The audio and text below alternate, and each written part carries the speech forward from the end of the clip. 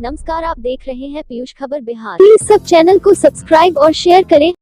राष्ट्रीय दलित मानवाधिकार अभियान जो एक राष्ट्रीय स्तर का संस्था है, संगठन है, जो दलितों आदिवासियों के बजट को लेकर के हर एक साल इसका विश्लेषण लेके आती है कि वर्तमान सरकार ने क्या दलितों आदिवासियों के लिए इस बार बजट में लेके आया है, क्या उनको फायदा देने वाले हैं। इस पर हम लोग एक विश्लेषण करते हैं।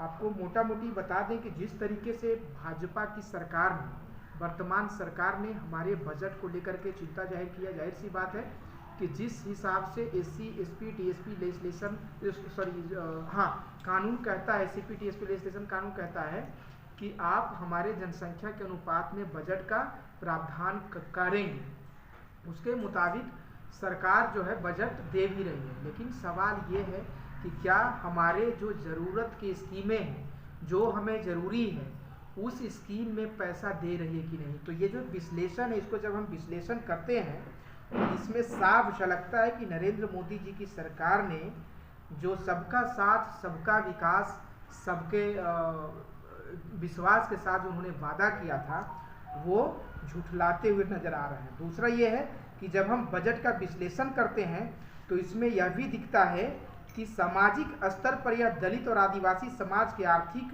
अधिकारों के साथ साफ धोखाधड़ी है, क्योंकि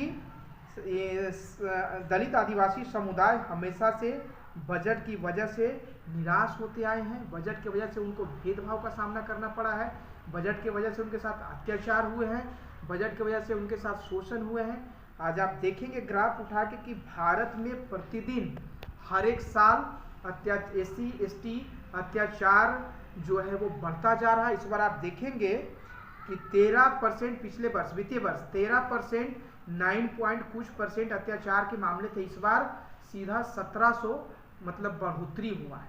अब आप आकलन करिए कि पहले का जो बजट था उस बजट में उसके मुताबिक आज का जो इन्होंने आवंटन किया वो बहुत कम किया है। यानी कि अगर हम उनको लगता होगा शायद सरकार को कि दलित समाज के ऐसे लोग हैं जिनको बजट विश्लेषण का आइडिया नहीं है, उनको ये कैसे पता चलेगा कि बजट में हो क्या रहा है। तो हम आपके साथ, हम साथियों से निवेदन करेंगे कि बजट के बिना जैसे आप एक कदम अपने ऑफिस से ये अंबेडकर शोध संस्थान नहीं आ सकते, उसी तरीके से जब देश में दलितों आदिवासियों बैकवर्डों का बजट में कटौती होगा तो जाहिर सी बात है लोग क्या करेंगे आने वाले दिनों में। तीसरी जो सबसे बड़ी बात यह है, आप सभी को मालूम होगा कि पोस्ट मैट्रिक स्कॉलरशिप छात्रवृत्ति जो है देश के 60 से 65 लाख स्टूडेंट को इसका सीधा फायदा मिलता था, जो हायर एजुकेशन के लिए वो आगे की पढ़ाई जारी रखते थे। आपको बता दें कि इस बार 77,999 समथिंग जो पोस्ट मैट्रिक स्कॉलरशिप का जो आवेदन थे वो भारत सरकार का जो पोर्टल एनएसपी पोर्टल है उन्होंने रिजेक्ट कर दिया है। अब सवाल ये है कि रिजेक्ट आपने किया, उसका कोई नोटिफिकेशन स्टूडेंट के मोबाइल पे नहीं भेजा, कोई उनके पास नोटिस नहीं भेजा, तो आप रिजेक्ट किया तो किस आधार पे किया, इस पर उनको बात करना चाहिए था। तीसरी बात यह है कि सफाई जो अस्वच्छ कार्य में जो लगे, जैसे मैला ढोने वाले जो लोग हैं हमारे देश में, आप देखते होंगे दिन प्रतिदिन कोई सीवर में किसी का दम घुट के हत्या हो जाता है, कोई कहाँ मर जाता है, कोई मार खाता है, कोई अत्याचार का शिकार होता है। उनके बच्चों के लिए सरकार ने विशेष स्कीम का प्रावधान किया था, विशेष रूप से उनके लिए स्कॉलरशिप मिलता था। उनका स्कॉलरशिप पूरे तरीके से सरकार ने बंद कर दिया इस बार। एजी ने जांच किया था बिहार के बारे में, तो उसने बताया कि 8,000 करोड़ रुपया जो एससी एसटी के लिए आवंटित है उसको दूसरी जगह नहीं। तो एक तरफ तो आप दिखलाते हैं कि हम आपके संख्या के अनुपात में राशि अलग हम आवंटित कर रहे हैं, लेकिन उसका एलोकेशन इस तरह से करते हैं कि सही तरीका से नहीं खर्च होता है, एससी एसटी पर नहीं खर्च होता है, वो राशि अन्यत्र दूसरे कामों में खर्च हो जाता है। इसे उदाहरण मान लें यहीं पर बिहार में हुआ था, आपको याद होगा कि जो भी 8,000 करोड़ रुपया था वो चला गया बिजली विभाग को, वो चला गया बिल्डिंग डिपार्टमेंट को, वो चला गया इरिगेशन डिपार्टमेंट को। और एक चीज़ और नया बात हम लोग बता रहे हैं कि जैसे एससी एसटी के जो लोग हैं उनके लिए जो विधायकों का जो फंड है, जो एमपी का फंड है, उसमें भी नियम बना हुआ है कि 20% राशि जो भी एक विधायक के लिए राशि आवंटित होगी MP के लिए, उसमें से 20% राशि SC/ST पर खर्च होगा। और एक भी विधायक ने, दुर्भाग्य है कि बिहार के इवन शेड्यूल कास्ट के और शेड्यूल ट्राइब्स के विधायकों ने भी अलग से SC/ST के हित में एक भी योजना नहीं दिया। हम लोगों ने जब इस सवाल उठाया तो सरकार की तरफ से मान लीजिए कि ये आवाज़ आती है कि भाई रोड बनेगा तो क्या शेड्यूल कास्ट और शेड्यूल ट्राइब्स के लोग नहीं चाहेंगे क्या? उसको जो नहर बनेगा उससे पानी का तो होगा निकलेगा तो उससे शेड्यूल कास्ट के लोग उपयोग में नहीं लाएंगे क्या? तो इस तरह से मान लीजिए कि जो पैसा है, एक तरफ कहा जाता है कि भाई SC/ST को स्टाइपेंड देने के लिए पैसा नहीं, और दूसरी तरफ आप उसको डाइवर्ट कर देते हैं दूसरी जगह। इसके अलावा सरकार का स्पष्ट तौर पर ये संविधान में उल्लेख है, डायरेक्टिव प्रिंसिपल में है कि कमजोर वर्गों खासकर SC/ST के आर्थिक और शैक्षणिक हितों को देखभाल राज्य सरकार करेगी और अभिवृद्धि करेगी। तो आप उल्टे एक तो उसको बढ़ाने का काम नहीं कर रहे हैं, उल्टे जो उनको मिलता है उसको दूसरी जगह डाइवर्ट करके ये मान लें कि उनको नीचा दिखाने का काम करते हैं, उसको पीछे ढकेलने का काम करते हैं। इसलिए दलित समाज आज भी इस इश्यू पर काफ़ी आक्रोश में मालिक है। जो बजट जो मालिक हुआ है, आज देखिए चर्चा होती है कि भी शेड्यूल कास्ट का मान लें कि बजट इतना दे दिया उतना दे दिया, लेकिन आमतौर पर आप नेताओं को सुनिएगा तो अब मान लें कि शेड्यूल कास्ट और दलित का एजेंडा इनके थी से बाहर होते चला जा रहा है, क्योंकि चर्चा नहीं कर रहा है।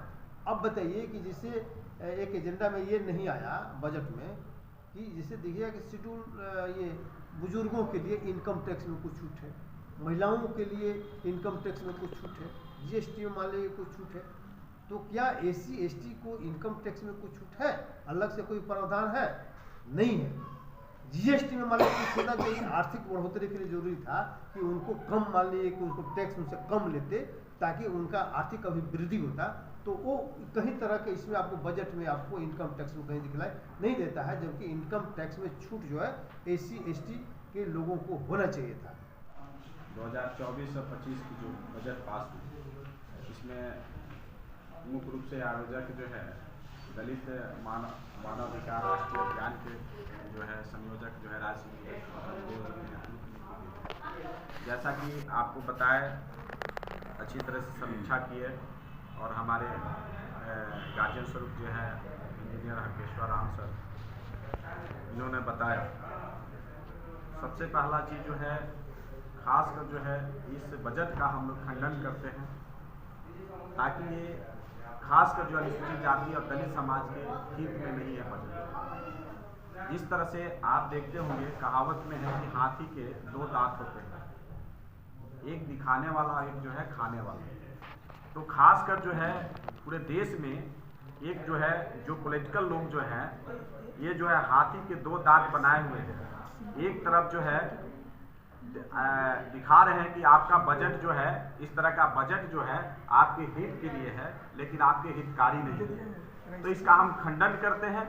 और सरकार के द्वारा जो बजट पास की गई है, जिस तरह से बजट पास किया जाता है और उसमें जो है पैसा का डाइवर्शन किया जाता है, जिस तरह से बिहार में हुआ, ये उस समय जो है डबल इंजन की सरकार ने क्या किया कि बिहार के जितने भी और देश के तमाम पोस्ट मैट्रिक जो छात्रवृत्ति छात्रों का छात्रवृत्ति जो है मद का पैसा डाइवर्ट करके, जैसे बताया आपने इंजीनियर हरकेश्वर राम सर ने बताया आपको कि इसको बिजली विभाग को दे दिया, पथ निर्माण को दे दिया, तमाम जैसे डाइवर्ट जो पैसा का डाइवर्ट हो रहा है, ये कहीं ना कहीं यानी कि एक एट्रोसिटी का मामला बनता है। तो हम लोग इस चीज़ को एट्रोसिटी का मामला बनता है, SC/ST एट्रोसिटी का मामला होता है। अगर इस तरह की बजट का डाइवर्सिटी होती है तो हम कहते हैं सरकार पर भी SC/ST का मुकदमा होना चाहिए, क्योंकि भारत के दलितों के लिए STP TSP जो बजट बनाती है सरकार, और अब नीति आयोग बना रही है। नीति आयोग तो बनाती है कि लेकिन नीयत में बहुत बड़ा खोट है केंद्र सरकार। केंद्र सरकार लगातार बजट में कटौती करती जा रही है शेड्यूल कास्ट और शेड्यूल ट्राइब्स, और जो एलोकेटेड बजट बिहार सरकार को देती है केंद्र सरकार, और इनकी SC/ST के विकास के मुद्दे के लिए जो सरकार देती है केंद्र सरकार बजट, वह लगातार बिहार सरकार डाइवर्सन करती है।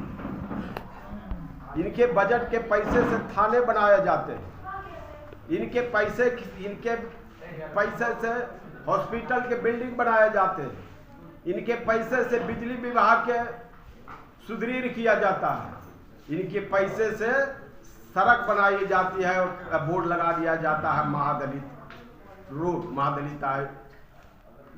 महादलित रोड का बोर्ड लगा दिया जाता है।